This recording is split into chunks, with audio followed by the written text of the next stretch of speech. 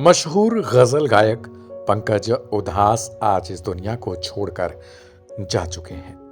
अपने 72 साल की उम्र में उन्होंने दुनिया को अलविदा कह दिया। म्यूजिक की दुनिया के लीजेंड के तौर पर पंकज उधास का नाम सामने आता रहा है। उनके गानों को हर उम्र के लोग गुनगुनाना और सुनना पसंद करते हैं। आवाज में ऐसी जादू जिसे सुन सभी मंत्र मुग्ध हो जाते हैं।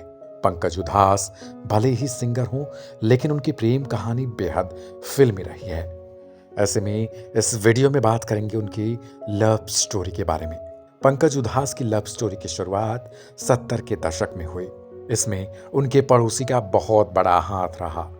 पंकज और उनकी पत्नी फरीदा की पहली मुलाकात उनके पड़ोसी ने ही करवाई थी। उस वक्त पंकज उधास ग्रेजुएशन की पढ़ाई कर रहे थे, जबकि फरीदा एक एयर होस्टेस का काम करती थी।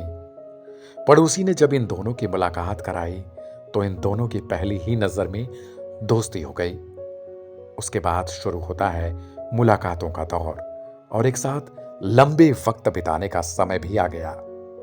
धीरे धीरे ये दोनों मिलते मिलते एक दूसरे के बेहद करीब आते गए और फिर पंकज उधास और फरीदा ने एक दूसरे को दिल दे दिया। हालांकि बहुत जल्द ही इन दोनों के प्रेम के बीच में धर्म की दीवार भी आ गई, लेकिन दोनों अपने फैसले पर अडिग रहे। पंकज और फरीदा ने एक दूसरे से शादी करने का फैसला ले लिया था, क्योंकि पंकज हिंदू थे और फरीदा पारसी परिवार से ताल्लुक रखती थी।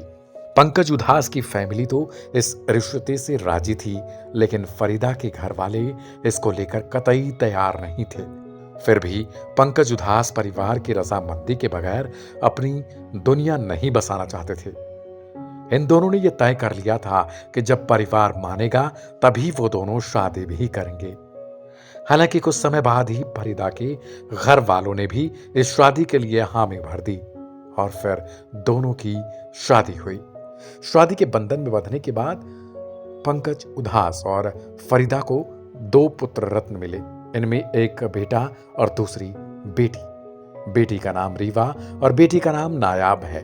परिवार की बात करें तो पंकज उधास की 3 भाई हैं। इनमें पंकज सबसे छोटे थे।